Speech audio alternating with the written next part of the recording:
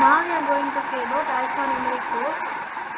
பிட்டு பற்றி தெரியும். நமக்கு பிட் வந்து ஒன்லி 2 ஸ்டெப்ஸ் தான் it can represent. It's 0 or 1. இதை வச்சு மட்டும் நம்மளால் கம்யூனிகேஷன் வந்து பண்ண முடியுமா அப்படின்னா கண்டிப்பாக கிடையாது, ரைட்? நமக்கு எல்லாமே தேவை.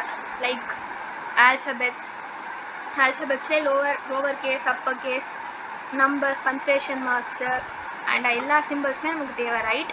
இதை தான் வந்து நமக்கு ஆல்ஃபானியூமெரிக் கோட்ஸ் அப்படின்றது ப்ரொவைட் பண்ணுது. இதை மட்டும்தான் அப்படின்னா கிடையாது. It also provide various instructions like escape பண்ணுறது, எஸ்கேப் கீ, டெலிட் கீ, எல்லாமே என்டர் டேப், நியூ லைன் எல்லாமே வந்து இட் இஸ் ப்ரொவைடிங்.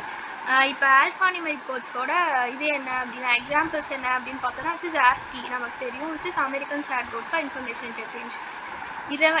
இதில் என்ன அப்படின்னா வந்து ஒரு லெட்டர்ஸ் கீ இது எல்லாத்துக்குமே ஒரு நம்பர் இருக்கும், ரைட்? ஆஸ்கி வேல்யூ அதுதான் ஆஸ்கி வேல்யூ அப்படின்னு சொல்கிறோம்.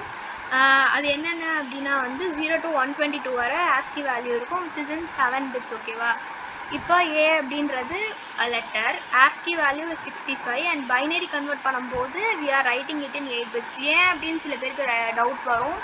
ஏன் அப்படின்னா computer will take it as 8 bit சங்க்ஸாக தான் எடுத்துக்கும். Because 8 bit equal to 1 byte, right? அதனால வந்து வி ஆர் இதில் வந்து நம்ம 8 பிட்ஸாக இது பண்ணியிருக்கோம், ஓகேவா?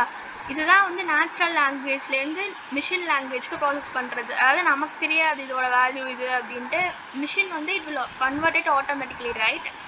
இதுதான், ஓகேவா?